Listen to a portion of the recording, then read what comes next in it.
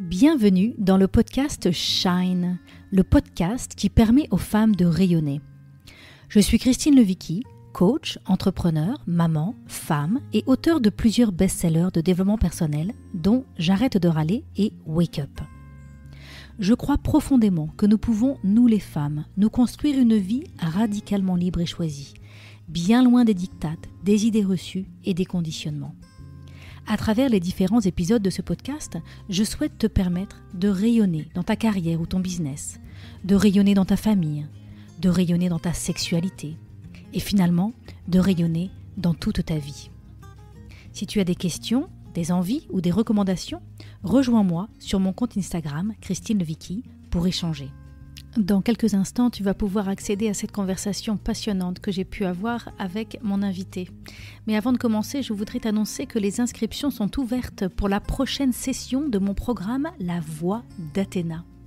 La Voix d'Athéna, c'est un accompagnement en 12 modules pour te retrouver et te remettre au centre de ta vie. Pour faire la paix avec ton corps et découvrir pourquoi il est urgent que tu apprennes à honorer tes envies. Pour faire la paix avec ton sexe et découvrir les trésors de la sexualité. Et surtout, et enfin, pour activer tes super pouvoirs féminins et commencer à vivre ta légende personnelle sans retenue ni délai. La Voix d'Athéna, c'est le programme pour les femmes qui veulent arrêter de se sacrifier et reconnecter avec ce qui les fait vibrer. Je propose ce programme une fois par an. Alors si ça t'intéresse, je t'invite à aller visiter mon site christinelevicki.com et à réserver ta place. On commence très bientôt.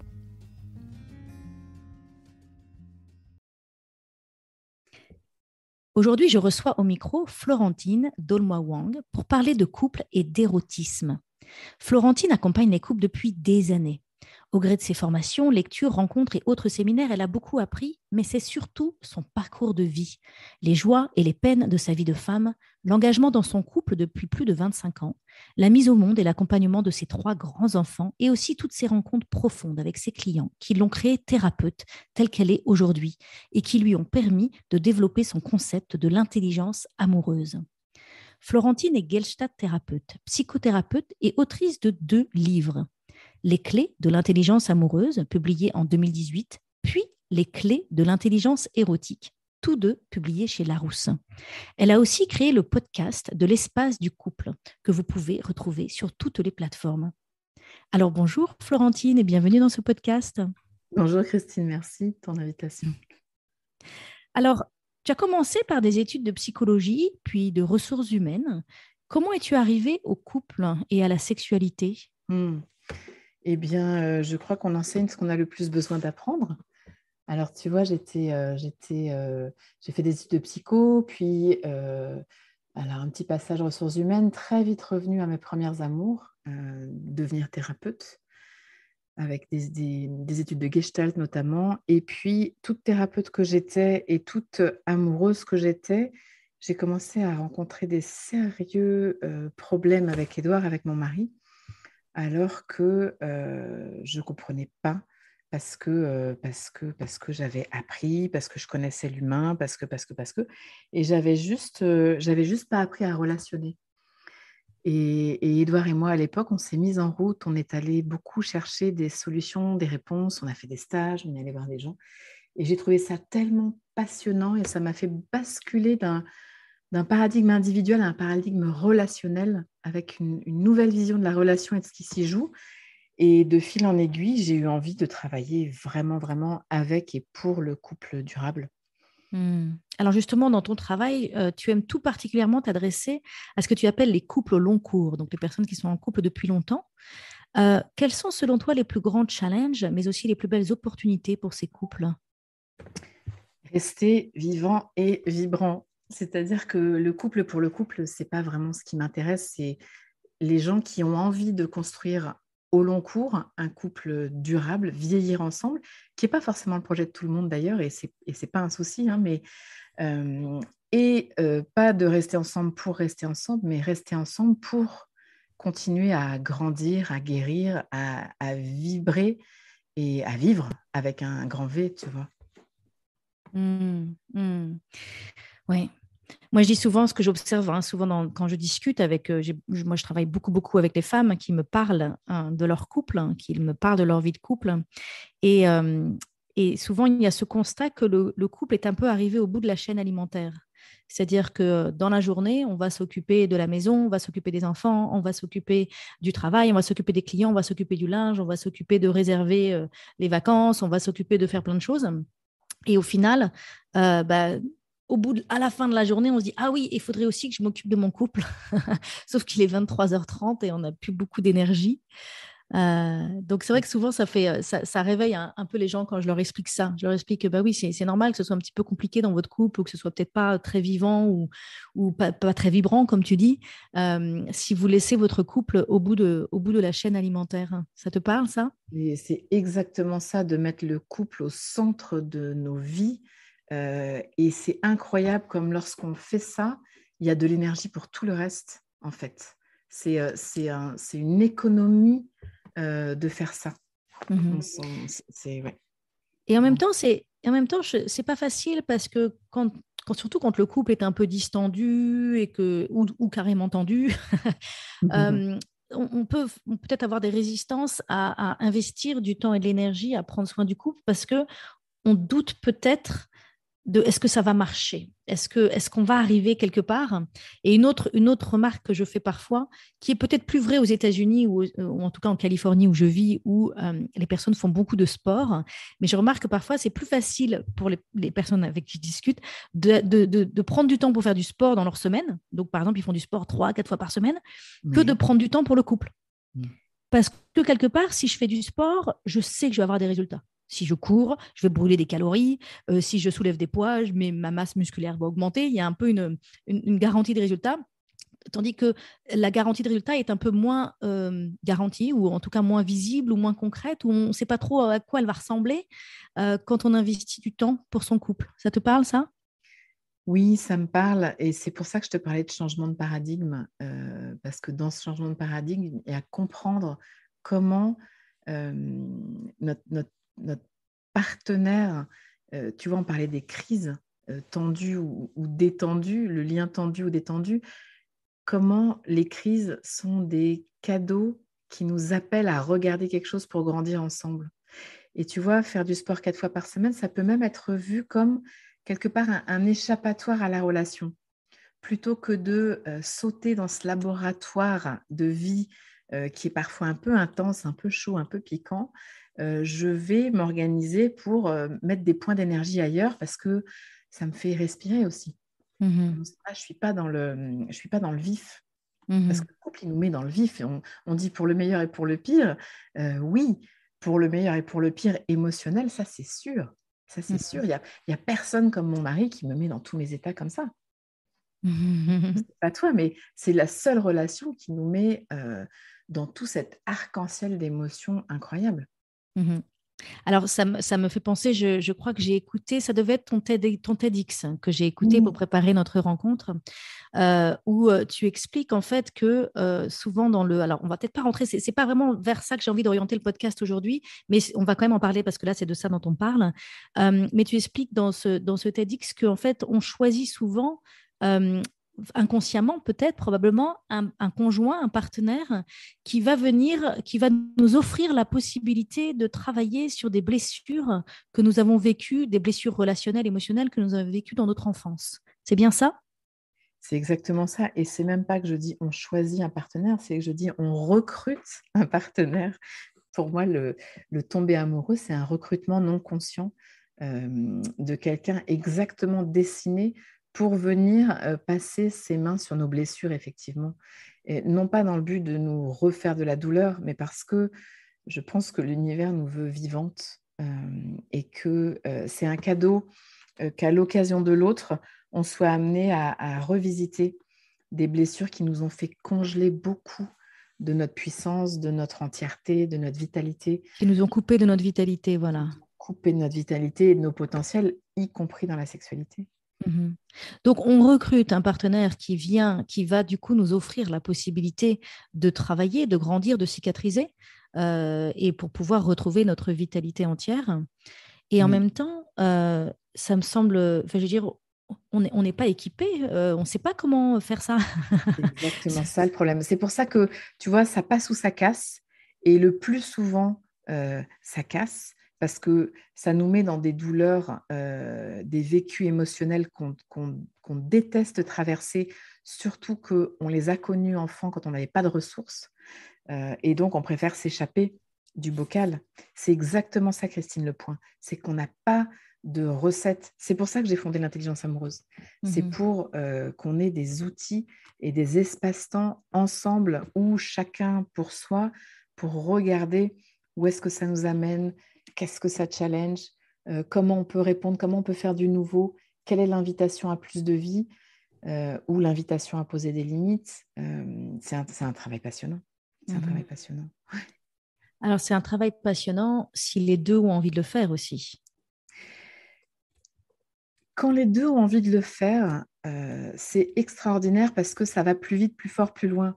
Cependant, un peut changer le deux aussi énormément parce que tu sais, si je comprends ce qui se passe pour moi à l'occasion de toi et que je transforme ce monde en moi, je vais apporter des nouvelles réponses dans notre espace du couple. Et donc, tu vas apporter des nouvelles réponses. C'est parce que c'est un système, tout ça. Donc ce n'est pas une condition sine qua non que l'autre ait envie de s'y mettre. Et heureusement, parce que c'est les femmes qui font le boulot. Oui, c'est tellement vrai. C'est les femmes, les initiatrices, c'est elles qui disent eh, oh, il faut qu'on travaille sur notre relation. C'est elles qui tirent la sonnette d'alarme. S'il y a bien un truc qu'il faut que les auditrices de ce podcast entendent, c'est à quel point nous, les femmes, on a une capacité d'influencer. Mais tellement. Nous influençons tellement notre foyer, notre famille, nos enfants, notre conjoint, nos relations. Donc, quand on travaille sur nous, quand on se développe nous-mêmes, quand on apprend, quand on développe ces compétences de vie, en fait, on les transmet et on influence sans nous en rendre compte souvent. Et c'est que quelques années plus tard qu'on réalise tout ce qu'on a transmis. Mais c'est vrai qu'on a un pouvoir d'influencer qui était dans moi. Donc, j'ai écrit le livre J'arrête de râler, qui est très connu. Et beaucoup de personnes me disent, bah oui, mais moi, c'est bien gentil. Moi, j'ai envie d'arrêter de râler. Mais comment est-ce que je fais pour que mon conjoint arrête de râler ou pour que mon gamin arrête de râler? Et je leur dis, bah, concentre-toi sur faire le chemin, toi. Même si tu râles beaucoup moins que les autres, concentre-toi sur faire ton chemin. Et par contre, ce que tu peux faire, c'est témoigner, raconter ce que tu apprends. Raconte ce que tu apprends, raconte ce que tu découvres, mais pas en mode je vous raconte pour que vous aussi vous arrêtiez de râler. Plus, je vous raconte parce que c'est tellement formidable pour moi de découvrir ça pour ma vie. Et je dis souvent, on ne peut pas changer les autres, mais on peut les inspirer à changer. Et le seul moyen d'inspirer quelqu'un, c'est d'être le changement. Exactement. Et je ne peux pas changer l'autre, mais je peux changer ma façon de réagir à l'autre. Et quand je change ma façon de réagir à l'autre, l'autre, il ne se prend pas les mêmes choses dans la tête et donc, il transforme sa façon d'être en relation avec moi. Oui. Et c'est un témoignage qui revient très souvent dans les gens qui suivent mes immersions c'est qu'au début, ils viennent pour le couple et ils disent, mais ça a changé ma relation à mes parents, à mes beaux-parents, à mes enfants, dans mon boulot. Évidemment, il y a un impact incroyable, même si le partenaire ne vient pas. Donc, les femmes qui nous écoutent et dont les partenaires n'ont pas envie de se bouger, plongez dans votre polarité d'initiatrice, faites le boulot pour vous. Il y a tellement de choses qui vont suivre. Et ce n'est pas le moment de faire une comptabilité de c'est toujours moi qui, etc. En fait, moi, je pense que dans la vie, ce qu'on est doué pour faire et ce qui nous appelle à l'intérieur et ce qu'on a envie de faire, il faut y aller. Il faut y aller. Et regarder comment eux, nos partenaires, ils portent aussi leur part sur d'autres endroits où nous, on ne va pas. Et les honorer pour leur part plutôt que râler. Oui. Alors, donc là, on a parlé de cette histoire de l'intelligence amoureuse et d'apprendre, en fait, d'avoir des clés pour savoir comment gérer la relation et comment repérer ces moments où l'autre vient me chercher. Et en fait, c'est pour me faire grandir. Il y a une opportunité, en tout cas, de grandir. Il y a une opportunité que je grandisse et que nous grandissions à travers cette difficulté, à travers ce conflit que peut-être nous traversons ou à travers le fait que je suis profondément énervée par le comportement de l'autre à ce moment-là, par exemple. Et donc là, ça, c'est dans ton livre, hein, Les clés de l'intelligence amoureuse notamment, que les auditrices pourront trouver des clés. J'ai envie de t'amener à parler de ton livre dans lequel tu parles d'intelligence érotique, les clés de l'intelligence érotique. C'est quoi l'intelligence érotique? C'est une très jolie question, Christine. Je dirais que déjà, c'est savoir que c'est normal de ne pas savoir parce qu'il n'y a pas d'école et que la sexualité, elle nous prend sur des enjeux immenses et qu'on apprend sur le tas, qu'on a des modèles pas très modèles, ni dans un sens ni dans l'autre, et que déjà, la première intelligence, c'est de savoir qu'il faut apprendre. C'est de savoir qu'il faut aller se tourner vers des bonnes sources de transmission. Mhm. Oui, je vois dans ton livre, hein, tu parles du coût en fait de tous les clichés, de tous les artifices, de l'impact de la pornographie aussi, qui en fait nous dicte des chorégraphies, qui en fait nous coupe de notre naturel sexuel et sensuel en fait. Il y a tellement, on a beaucoup de messages, on a et puis des messages qui sont soit des messages de clichés ou d'artifices, ou carrément des messages de honte ou de culpabilisation. Oui, oui, ou Tu des parles même messages de prédation et de domination. Voilà, Bien, oui. on reçoit vraiment tellement de messages et ce livre, c'est un manifeste pour retrouver une sexualité à soi. Faire le silence, faire des expériences, des expérimentations et écouter mon mouvement à l'intérieur. Quelle est ma sexualité? Qu'est-ce que mon corps, qu'est-ce que mon sexe rêve de vivre avec l'autre? Oui. Alors moi, j'ai envie qu'on parle un petit peu de ça, ça m'intéresse. Donc, ce que tu nous dis là, c'est que nous avons une nature sexuelle, que naturellement, euh, et moi, c'est important qu'on parle de ça pour moi, parce que ça me tient beaucoup à cœur, parce que je crois qu'aujourd'hui, beaucoup de femmes et d'hommes ne vivent pas réellement leur nature sexuelle, Bien sûr. euh, et que ça nous coupe de toute une dimension de notre être. Mais bien sûr, de la créativité, de l'intuition, de la santé, du pulse de vie. Oui, oui, moi, je nous vois comme des êtres éminemment sexuels. Et tu sais, quand j'avais écrit le manuscrit, le livre s'appelait Entre sauvage et sacré. Mhm. Parce Explique-nous que pourquoi ça te tenait à cœur, cette expression. ça me tenait à cœur parce que tu vois, quand je parle de chorégraphie, je pense que notre être sexuel profond a été détourné de ce sauvage et de ce sacré par une impression, une surimpression depuis le berceau de chorégraphie de sexualité qui n'est pas notre sexualité. Alors évidemment, il y a la pornographie, mais je ne sais pas si tu as remarqué, par exemple, dans les films américains, c'est toujours madame qui est sur monsieur, et d'ailleurs, elle a son soutien-gorge. Mhm, oui, bien Dans sûr. les films français, c'est plutôt monsieur qui est sur madame, ou alors madame est contre un mur et on n'est pas très clair au niveau du consentement. Il y a comme ça, on a une, on rejoue sans le savoir parce qu'on n'a pas écouté notre mouvement sexuel, des chorégraphies dont on s'est imprégné depuis l'enfance, qui ne sont pas notre sexualité et qui peuvent tourner vraiment, franchement, parfois à des impressions de séances de gymnastique sans culotte, tu vois, Mhm. qui sont Et pas... c'est compliqué je trouve que c'est une des raisons aussi pour laquelle on est coupé de ce naturel sexuel et sensuel. C'est tous les messages que nous recevons sur le péché, sur la bienséance. On nous dit quand même que le sexe c'est mal, que c'est sale, que c'est une diversion, Oui, que ce qui compte c'est d'élever notre âme, que le corps oui, c'est bas. oui. Et donc, Oui, oui, il y a Dieu et la sagesse dans une case et puis il y a le sexe dans une autre case et tout est coupé comme ça, hein.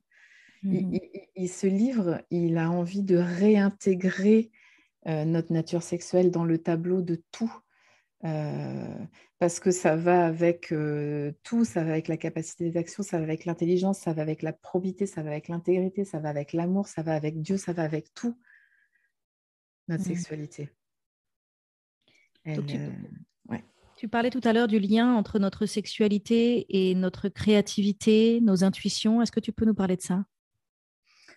Je pense que ces messages réducteurs qu'on a entendus dans l'enfance sur c'est sale, c'est mal, c'est le diable, c'est, tu vois, tous ces messages qui nous font mettre la sexualité au congélateur, elles nous font mettre au congélateur les pièces qui sont juste à côté, qui sont être branchées à mon moi profond, à ce mouvement qui monte et qui me donne tellement d'énergie. Et quand je congèle l'accès à mon énergie sexuelle et à mon imagination sexuelle et à mon désir, et ben, le dommage collatéral, c'est que je vais emmener dans le congélateur tout ce qui est juste à côté Mhm. Mhm. de potentiel créateur, de cette intuition, de la capacité à écouter, même de la capacité à sentir et à discerner. Tu sais, notre nez sur l'autre, notre intuition. Oui, Et la j'appelle ça sentir le pouls de la vie, ouais, sentir qu'est-ce qui se joue là, vraiment, là, dans cet instant. exactement. Il y a le scénario en surface, mais qu'est-ce qu'il y a derrière? Et ça, c'est un ressenti. C'est pas Oui, quelque chose, c'est pas une connaissance. C'est pas, ah, je sais ce qui est en train de se jouer. C'est, je ressens qu'il y a quelque chose qui se joue là, tout de suite. Qu'est-ce qui se ouais. passe? Ou j'arrive dans une pièce et je ressens qu'il y a un truc qui va pas. Ou au contraire, je ressens une profonde joie à un moment donné. Et ça, ce sont des ressentis qui sont des ressentis qui passent à travers le corps. Et moi, Par le corps, ouais, mais oui. voilà, la raison pour laquelle je deviens une militante de la sexualité, c'est que je crois vraiment qu'on a mis notre dimension sexuelle au placard, Mm. ou alors on l'a laissé, soit on l'a mis au placard, soit elle est prise en otage, comme tu dis, par des scénarios, par des chorégraphies. En fait, on n'est pas dans notre réelle sexualité, dans notre élan. Voilà, on n'est pas dans notre réel élan sexuel. Et d'ailleurs, beaucoup de femmes me disent, mais moi, j'ai plus d'élan, j'ai pas d'élan. Et je leur dis, mais c'est normal peut-être aussi qu'on n'ait plus d'élan et pas d'élan si on a depuis des années une sexualité qui ne nous satisfait pas. Si on Bien a une sûr. sexualité qui nous ennuie, qui ne nous satisfait pas, qui peut-être nous apporte un peu de plaisir sur le moment, on a peut-être des orgasmes, mais dans le fond, on n'est pas nourri, on n'est pas en train d'honorer réellement cet élan. On est en train de jouer des scénarios qui marchent plus ou moins de temps en temps. Bah, c'est normal qu'on ne soit plus vraiment intéressé par cette dimension de notre vie. Mais le problème, c'est que quand on n'active plus cette dimension de notre vie, ben, on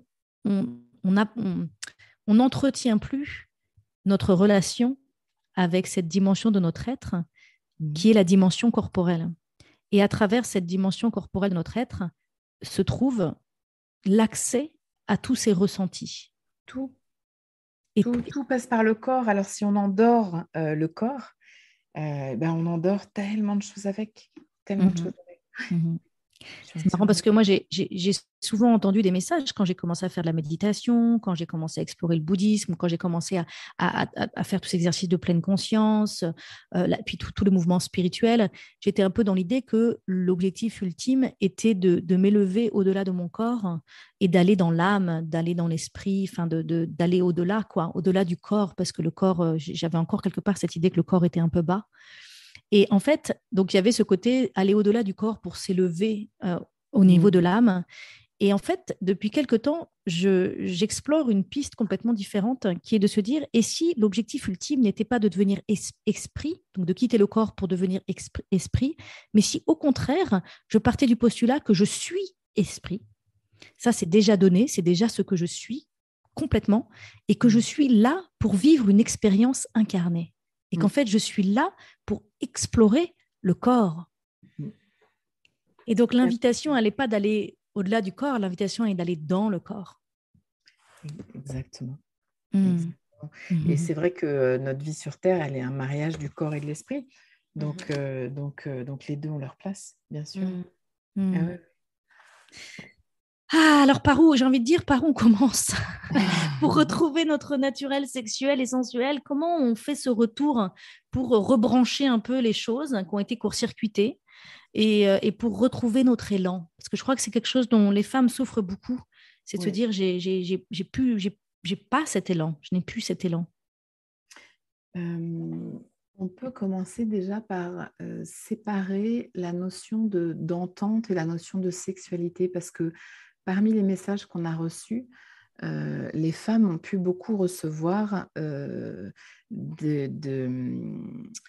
des possibilités de manipuler la relation par le sexe, Mmh. c'est-à-dire grosso modo ce qu'on peut appeler l'auberge du cul tourné. C'est-à-dire, si ça va bien entre nous, si c'est connecté, c'est oui, sinon c'est non. Et ça clave un mécanisme où, comme le couple, on a beaucoup d'enjeux, beaucoup de choses à gérer, beaucoup de fatigue, on a des vies dingues, etc. On va se priver soi-même une possibilité de se ressourcer avec l'autre parce qu'on décide que, puisque c'est comme ça, je vais dormir à la chambre d'amis. Mhm. Et il y a déjà quelque chose à regarder finement, à dissocier dans les petites peccadilles de couple. Comment est-ce que je coupe le couple et donc je me coupe moi avec de la possibilité de sexualité quand il y a de la friture sur la ligne, tu vois. Et déjà d'aller regarder un peu dans l'intelligence amoureuse ou ailleurs, hein, parce qu'il y a tellement de solutions pour les couples, mais de regarder euh, comment décider que la monnaie d'échange, ça va pas être le sexe. Mhm. Tu comprends Ça, ce que je veux dire? c'est très intéressant parce que c'est vrai qu'il y a beaucoup ce message conscient ou inconscient que la femme doit accorder du sexe à son mari pour lui faire plaisir. Et donc, il y a ce côté, bah, si lui ne me fait pas plaisir, moi, je ne lui fais pas plaisir. Et du coup, ça devient cette espèce de truc qu'on marchande. Exactement. Et tu vois juste en sourdine dans cette vision du monde, c'est pour le plaisir de l'autre et ça veut dire déjà que moi, je suis pas dans le mien. Voilà. Mhm. Et Oui. là, déjà, ça commence à être perdant-perdant. Mhm. Et Mhm. donc, C'est, ça me fait penser à quelque chose quand j'ai fait ma formation pour devenir coach en sexologie somatique, j'ai appris quelque chose qui m'a vraiment interpellée. Quand on interviewe les hommes et les femmes des couples dans une sexualité et qu'on leur demande quelle est l'énergie, enfin, qu'est-ce qu'ils envoient, qu'est-ce qui se joue dans un instant de sexualité, euh, alors la grande majorité des hommes disent qu'ils sont en train de donner du plaisir à leur femme, qu'ils sont en train d'offrir, de donner, ils sont vraiment dans le je donne quelque chose. Alors que les femmes, elles, quand on leur demande, elles disent il me prend quelque chose. Et donc là, c'est vraiment qu'il y a un malentendu. On ne il y s'est a pas un mis d'accord. malentendu qui vient de beaucoup de représentations, d'histoires, et puis de couples pour lesquels c'est une réalité aussi, hein. C'est-à-dire que c'est quelque chose qui est tellement dans l'air que ça peut aussi se jouer vraiment. C'est pour ça que tu vois, dans les piliers de l'intelligence érotique, il y a aussi le consentement. Mhm. Il y a écouter le oui, libérer le oui, écouter le non et libérer le non Oui. aussi. Parce que effectivement, le sexe n'est pas un devoir et il n'est pas un dû. Et ça doit être un oui, un vrai Mhm. oui, entier et plein. Oui. Et moi, j'accompagne plusieurs femmes autour de leur sexualité dans le cadre du cercle des femmes sauvages que je propose aux personnes qui ont déjà fait mon programme La Voix d'Athéna. Et ce qu'on découvre, en fait, c'est que beaucoup de femmes, donc les hommes disent, moi, je donne, je suis en train de donner, mais en fait, beaucoup de femmes réalisent qu'en fait, elles ne savent pas recevoir, Tellement. et notamment dans la sexualité. Parce qu'il y a ces messages de si tu aimes le sexe, c'est que tu es une salope, c'est que tu es quelqu'un de pas bien, c'est que tu. Enfin, il y a vraiment une image où on associe ça au fait d'être abaissé, d'être sali, d'aimer le sexe. Et donc, il y a aussi peut-être un gros malentendu là-dessus où les hommes donnent, mais les femmes ne reçoivent pas. Et donc, du coup, c'est là peut-être où la relation commence à vriller vers, bah, du coup, je prends. Je sais pas, je sais pas, je me Oui, pose, oui, non, mais ça il y a m'interpelle. vraiment quelque chose autour de ça. Et puis, pour recevoir, il faut aussi se sentir aimable et digne de recevoir. Donc, il y a tout un tas de nœuds à l'intérieur qui peuvent nous empêcher de recevoir. Voilà. Et puis aussi, très prosaïquement et beaucoup moins romantiquement, euh, parfois, il faudrait quand même donner la notice parce que les hommes dans l'éducation sexuelle, ils ont quand même un boulevard pour se diriger vers le marteau-piqueur. Et un sexe de femme qui reçoit le marteau-piqueur tôt dans la rencontre sexuelle, son corps est juste pas prêt. Et au mieux, c'est inconfortable, au pire, c'est douloureux. Oui. Euh, et il y a aussi une éducation dans, tu me demandais quels étaient les piliers de l'intelligence érotique, une éducation à se donner la notice, à se parler vrai. Je pense que les femmes sont pénétrées beaucoup trop vite par rapport Oui. à leur tempo. Et que ça fait des vacances aux hommes quand ils comprennent qu'ils n'ont pas besoin d'être des marteaux-piqueurs pour nous emmener dans des immenses espaces de plaisir. Mhm. Et qu'au contraire, dans ralentir et respirer, il y a énormément de clés. Mhm. Donc, il y a aussi une connaissance du corps et du Mhm. tempo de l'autre. Mhm. Ça a été prouvé scientifiquement qu'il faut au corps de la femme environ 20 minutes de caresses, d'effleurements, de bisous, en fait, pour arriver à un point où le corps peut accueillir le sexe de l'homme. Pour que le sexe de la femme soit engorgé, pour qu'il soit lubriqué. Je ne sais pas comment on dit en français, j'ai les mots qui me viennent en Lubrifié, anglais. ouais. Lubrifié, voilà, excusez-moi. Et il faut littéralement 20 minutes alors, je sais que tu en parles dans ton livre, on appelle ça des préliminaires, et malheureusement, il faut aussi absolument changer ce terme et ne pas appeler ça des préliminaires, parce que quand je suis en train de te caresser, quand je suis en train de t'embrasser, quand je suis en train de te lécher, quand je suis en train de faire tout ça, je suis déjà en train de faire l'amour. Bien sûr. Et parfois, faire l'amour, il n'y a eu aucune pénétration directe. Oui, Et on a fait l'amour. Il y voilà. a tellement de représentations à changer, effectivement. Mhm, mhm, Effectivement. Qu'est-ce mhm. que faire l'amour? C'est une grande question aussi. Oui. À quel moment ça commence? À quel moment ça commence? À quel moment ça termine? Oui. Et puis dans un autre pilier, il y a aussi que l'orgasme n'est pas le but.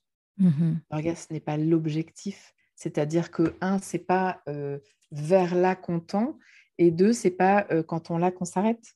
mhm. Tu vois, dans ces deux sens-là, Oui, parce que l'orgasme c'est nous pas met. l'orgasme le maître de la rencontre sexuelle. Mhm. Pourquoi c'est important pour toi de dire ça? Parce que il y a quelque chose parfois qui est très violent juste après l'orgasme, quand on considère que c'est terminé parce que c'était le but et que donc but atteint, donc ciao, d'un retrait physique et d'un retrait de la présence euh, du partenaire.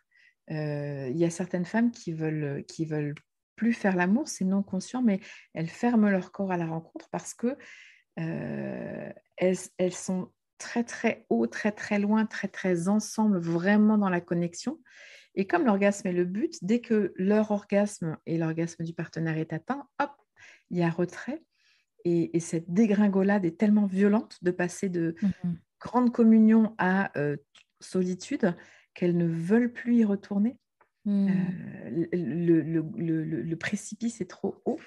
Mhm. Et au fur et à mesure, elles finissent par se dérober. Donc, Et donc, comment on fait concrètement? Quand l'orgasme a eu lieu, on reste, on demande à notre partenaire de rester à l'intérieur de nous pendant quelques instants, de nous prendre dans les bras, de nous embrasser. alors, si c'était un orgasme par pénétration, oui, les corps peuvent rester ensemble et puis rester ensemble dans la présence, en fait. Mhm. Je pense qu'il y a surtout une histoire de présence, Mhm. de corps et de présence, ouais. Mhm. Mhm. Et Alors, surtout, l'histoire Mhm. de se parler, de communiquer, de se donner la notice et de faire évoluer la notice parce que nos corps et nos envies et nos désirs et nos plaisirs ne sont pas les mêmes à 20, à 30, à 40, à Oui, et 50. puis souvent, la notice, on l'a même pas nous-mêmes. Parce qu'on n'a pas. Moi, je rencontre beaucoup de femmes, et c'était mon cas, qui ne connaissaient pas leur corps, qui ne connaissent pas leur corps, donc ils n'ont même pas la notice elle-même de ce qu'elles aiment ou de ce qu'elles veulent. Enfin, quoique parfois on pense qu'on ne l'a pas, mais on a quand même un peu de notice. Par exemple, j'aimerais que ça aille moins vite, ou j'aimerais plus de caresses. Euh, mais donc, du coup, j'ai envie qu'on aborde. Tu parlais tout à l'heure de. Je vais essayer de remettre les choses dans l'ordre. on parlait tout à l'heure de se dire l'orgasme n'est pas le but. Il faut qu'on arrête de mettre l'orgasme comme la quête ultime de l'échange. Et moi, je trouve ça important de dire ça parce que ce que j'ai appris, encore une fois, dans ma formation et dans mon expérience avec les personnes que j'accompagne, c'est que quand on met l'orgasme comme le but ultime de l'acte et de la rencontre sexuelle, du coup, il y a une espèce de pression. C'est un peu une épée de Damoclès, c'est ce truc qu'il faut atteindre. Et si je l'atteins pas, si on l'atteint pas, c'est un échec. Ou si on l'atteint et que c'était pas super. Enfin voilà, il y a cette espèce d'épée de Damoclès. Il faut absolument performer en fait, atteindre cette performance qui Et est ça ce met but sous ultime. tension Voilà. et, Et et ça donc, ferme le corps à l'orgasme. voilà. Et le problème, voilà, déjà, ça ferme parce qu'on se tend. Or, pour avoir des plus grands orgasmes, une des premières clés, c'est de se détendre et de respirer. Et beaucoup de personnes, d'ailleurs, retiennent leur respiration, accélèrent le rythme et le corps se tend et se fige pour atteindre cet orgasme. Et ça marche. On atteint un orgasme, mais qui, malheureusement, souvent n'est pas un orgasme satisfaisant. C'est un orgasme qui fait foup, comme ça, puis hop, ça descend et ça s'écroule. C'est pas un orgasme qui nous nourrit, c'est un orgasme qu'on a atteint, qui nous a apporté quelques secondes de plaisir, mais qu'on a tellement couru après que ça a créé une tension en fait. Donc, et ce que je remarque aussi, et ce que j'ai appris, et qui est très vrai quand j'en parle, les gens se reconnaissent très très bien, c'est que comme on a peur de ne pas atteindre cet orgasme, eh ben, on trouve un moyen de l'atteindre, et après, on reproduit toujours la même chose. Parce qu'au moins, on sait qu'en reproduisant ça, ça va marcher. On sait par exemple que notre conjoint, quand on fait ci, ça et ça, il va avoir un orgasme. Et lui, il sait que quand il fait ci, ça et ça, on va avoir un orgasme. Et du coup, On on fait les reproduit scénarios. toujours la même chose. Et à la fin, on s'ennuie parce que notre sexualité, c'est toujours pareil. Et ça développe, l'image que j'utilise, c'est que ça développe un sillon, même neuronal. Ça développe un Oui, sillon de nos nerfs. oui. Euh, et on n'a pas exploré du coup toutes les autres manières d'avoir du plaisir. Oui. Et il y a une autre ombre qui nous guette, c'est le toujours plus. Donc, les couples, ils se mettent dans plus de sextoys, des sextoys de plus en plus performants, grands, plus de partenaires ou plus de chimiques aussi. Parce que je ne sais pas, enfin, j'imagine qu'aux États-Unis, c'est pareil, mais il y a beaucoup de chemsex aussi, hein, c'est-à-dire D'accord. que comme on est dans la course à l'orgasme, on va aller chercher des façons toujours plus pour atteindre cet orgasme. Mhm. Et on oublie de se rencontrer. Et un orgasme, il peut nous laisser totalement vide parce qu'on ne s'est pas rencontré ni soi ni l'autre. Mhm. C'est pour ça que je dis que la révolution sexuelle n'a pas encore eu lieu, parce que pour moi, la révolution sexuelle, elle sera dans la connexion. Connexion à soi, à son corps, à son sexe, à tout son système nerveux et connexion à l'autre. Mhm. Et pour le moment, ce qu'on nous propose, c'est des manuels de techniques d'orgasme. C'est frotte ici et appuie là. Mais effectivement, ça marche parce qu'on a le paquet de nerfs bien placé, tu le sollicites, il explose. Mais l'âme n'est pas embarquée dedans. Mhm. Et, et- En même temps, j'ai interviewé notamment June Pla de Jouissance Club. J'ai aussi interviewé Marie qui a créé la marque de sextoy puissante. Et je trouve qu'il y a quelque chose d'intéressant quand même aujourd'hui, en tout cas, d'inviter les femmes notamment à aller découvrir leur manuel, à aller découvrir leur mode d'emploi et à aller à la rencontre de leur corps et leur donner la permission d'explorer, d'essayer. Et c'est vrai que parfois d'avoir des livres qui nous expliquent un peu comment ça marche, comment faire, et puis qui nous montrent des possibles de comment est-ce que je peux aller à la rencontre de mon corps, ça peut être intéressant. Mais en effet, au final, mais après, les sillons neuronaux font qu'il y a besoin d'une stimulation forte et tu n'as jamais une main, une bouche ou un sexe qui pourront être aussi performants en termes de frottement du paquet de nerfs qu'il faut frotter pour jouir, qui va pouvoir rivaliser. Donc, explorer et libérer. Moi, j'adore le travail de June Pla parce que ça libère l'accès à la sexualité, ça libère le droit au plaisir, ça libère le droit au désir. Enfin, je trouve qu'elles font un boulot énorme, ces femmes-là, et le succès qu'elles ont est génial et de bon augure pour notre société et pour les femmes. Et aussi, n'oublions pas que une personne va pas devenir un provider d'orgasme comme un sextoy. Mhm. Et que c'est autre chose qui va se vivre dans la rencontre sexuelle. C'est pour ça que moi, j'aime bien parler de rencontre sexuelle. C'est un voyage vers moi avec l'autre, Mhm. tu vois. Mhm. Mhm. Alors, dans ton livre, hein, donc Les clés de l'intelligence érotique, tu proposes 12 principes et avec chacun des principes, tu proposes des rituels à vivre en couple pour rendre vivants ces principes. Et donc, c'était le lien. Donc, j'aimerais que tu nous parles de ça. Qu'est-ce que c'est qu'un rituel et pourquoi ça peut être intéressant de faire rentrer les rituels dans le couple? J'aime beaucoup les rituels parce qu'ils ouvrent un espace à part, hein. Ils ouvrent un espace sacré. euh, je pense, moi, que nos psychés ont besoin de rituels, de repères et de sacrés pour évoluer, pour Mm. bouger, pour changer, pour faire du nouveau et pour s'installer vraiment dans la cellule. Mhm. Et il y a des rituels très... il y a des rituels qui sont absolument pas sexuels. Je ne sais pas où tu en es dans la lecture, mais tu verras par exemple le premier rituel. Oui, euh, j'ai vu le c'est premier. c'est juste un repas avec des consignes pour que ça devienne un repas initiatique et qui nous enseigne sur ma relation à donner, ma relation à recevoir, quelles sont les voies qui me traversent, quelles sont...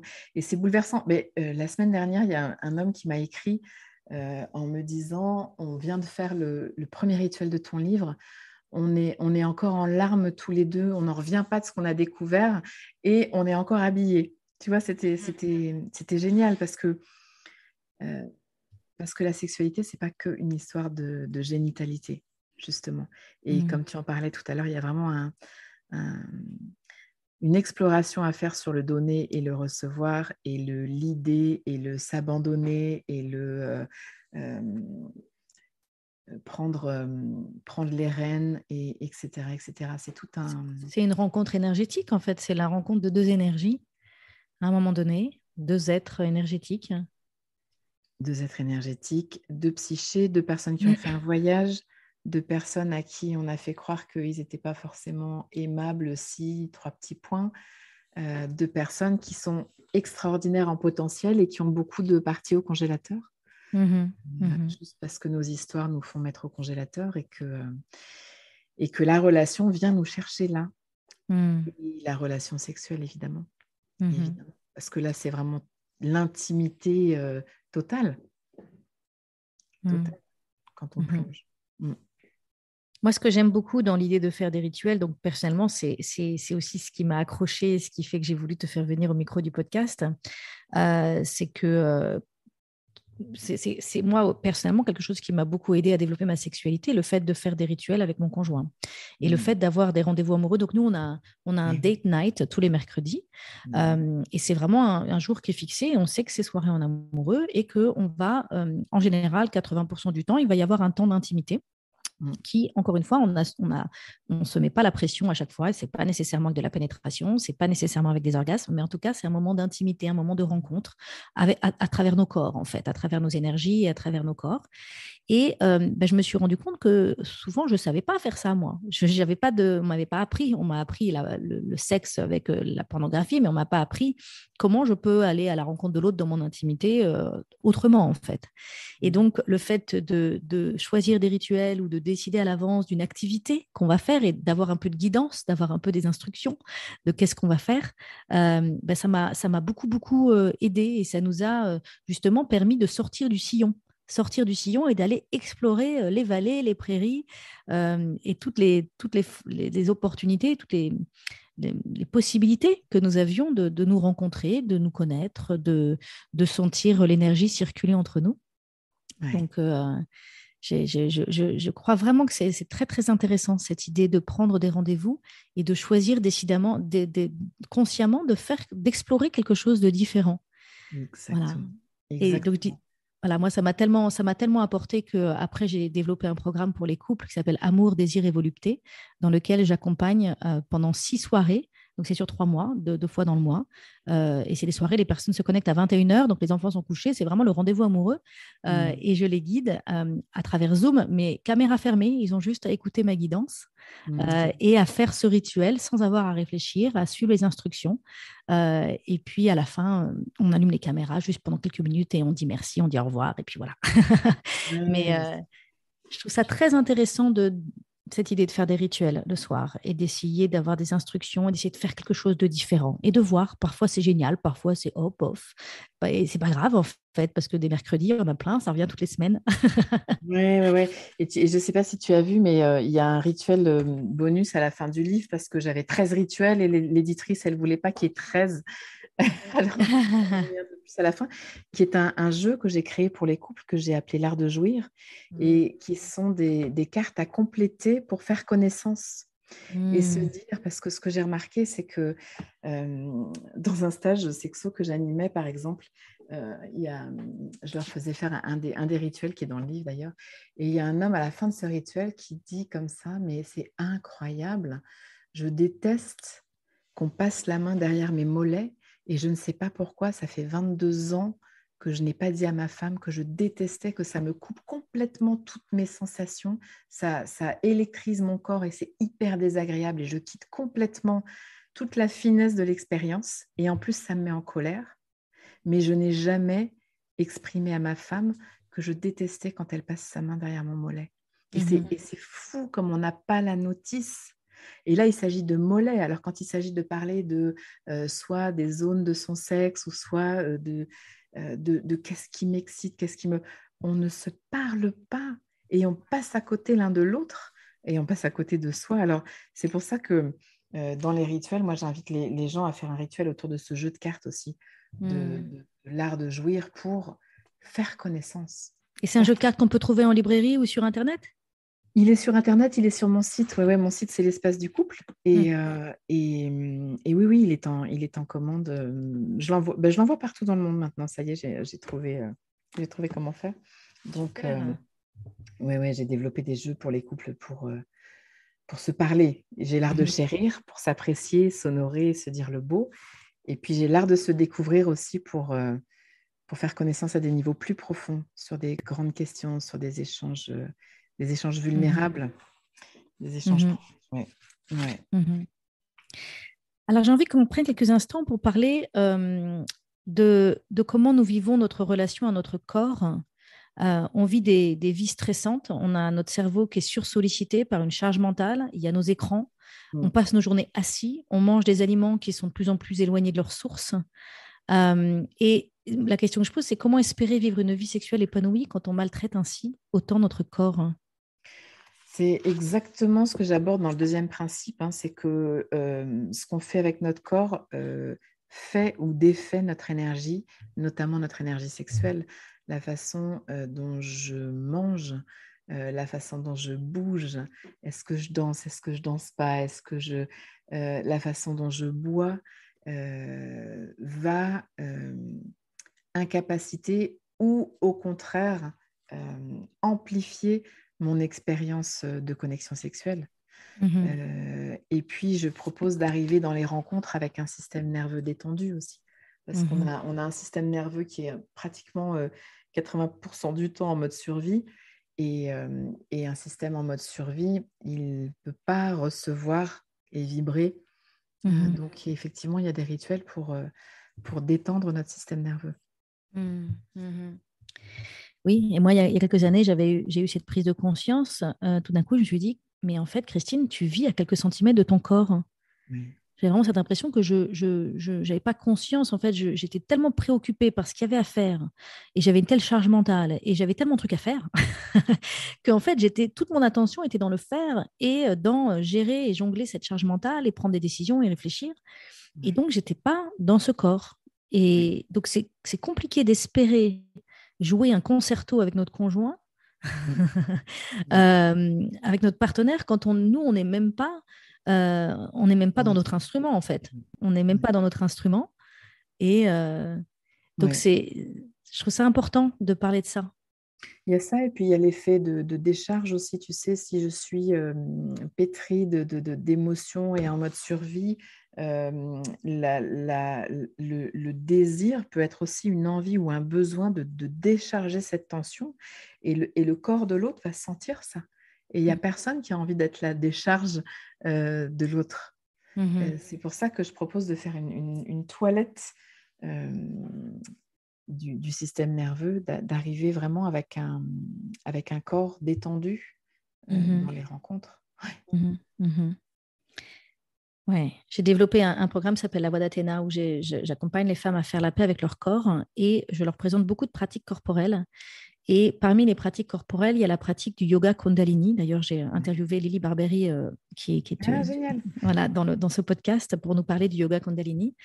Et j'ai moi personnellement remarqué qu'il y avait une corrélation entre ma pratique du yoga Kundalini et ma capacité à rentrer en relation sexuellement avec mon conjoint. Et avec moi-même, avec mon propre corps, en fait, à être en connexion avec mon propre corps, libérer des blocages avec l'énergie, mon chi, ma vitalité qui circule vraiment dans mon corps. Et du coup, quand cette vitalité circule vraiment dans mon corps, et ben, quand je vais à la rencontre de l'autre, on fait des feux d'artifice, quoi. C'est beaucoup mieux. Et bien sûr, bien sûr. Mhm.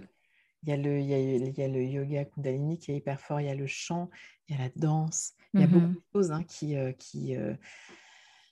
Et ça, je tiens à dire que c'est bon pour les femmes et que ça serait bien aussi qu'on passe le message aux hommes que ça leur ferait vachement de bien de se mettre à la danse, Oui. de se mettre au yoga Kundalini, de se mettre au chant, de eux aussi vivre dans leur corps parce on leur a pas appris non plus à bouger, oui, on leur a vite dit, attention, si tu bouges un peu trop ton corps, ça signifie quelque chose sur ton orientation sexuelle. Alors, heureusement, les choses changent aujourd'hui et ça n'est plus honteux d'être homosexuel ou d'avoir une orientation choisie qui est la nôtre. Mais à mon époque, quand moi j'étais jeune fille, c'était mal vu, c'était malheureusement jugé. Et donc, je vois beaucoup d'hommes qui sont figés dans leur corps, quoi. Il faut surtout pas trop le bouger parce que ça pourrait vouloir dire quelque chose. Je sais pas. Qu'est-ce que tu en penses de ça? Moi, je pense qu'on leur a donné beaucoup de messages pour bouger dans leur corps d'une façon de compétiteur. Mhm. Donc, pour faire du foot ou être le premier au golf, je pense ils ont quand même des messages qui leur demandent d'utiliser leur corps, mais pas de se connecter Mhm. à, au mouvement que rêveraient de faire leur corps, comme en danse intuitive ou comme Mhm. ouais, dans le yoga ou dans d'autres formes, ou les méditations en mouvement, etc. Ou tout ce qui est Qigong et compagnie qui vient chercher des mouvements plus amples et plus subtils.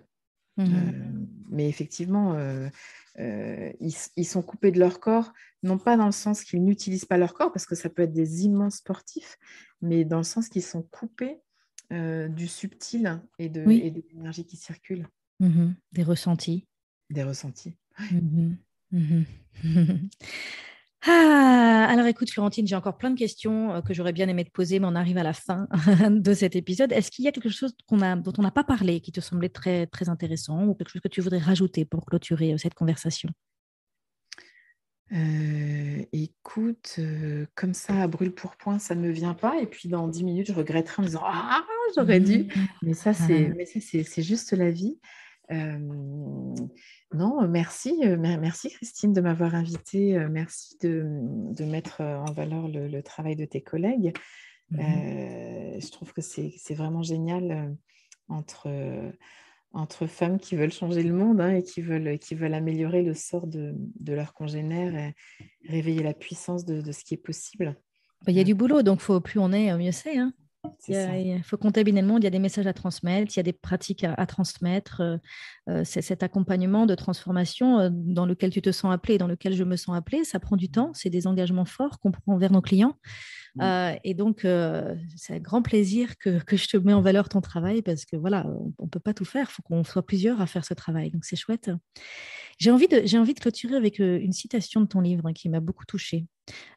Tu dis, je suis intimement persuadée que le monde sera transfiguré par des hommes et des femmes éveillés à toutes les possibilités de l'amour en nous et entre nous, y compris par la rencontre des corps.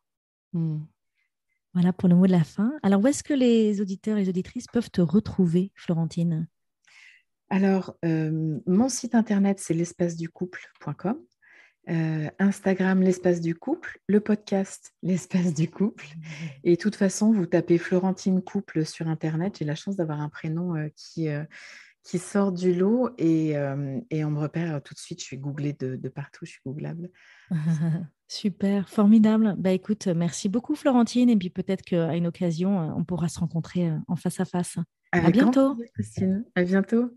Alors voilà, ma conversation avec Florentine est terminée, mais si vous avez envie de continuer à écouter les épisodes que j'ai pu enregistrer sur la thématique du couple et de la sexualité, alors je vous invite à découvrir l'épisode 49, intitulé « Se faire accompagner dans sa sexualité », ainsi que l'épisode 58, « Oser se parler dans le couple », et enfin l'épisode 65, « Mal baiser, dénoncer le patriarcat sous les draps ».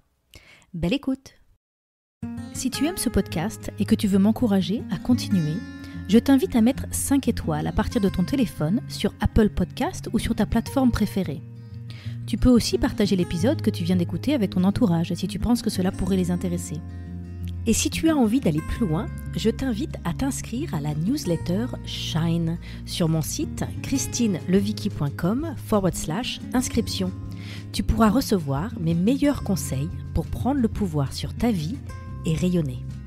En attendant, je te dis à bientôt pour un nouvel épisode.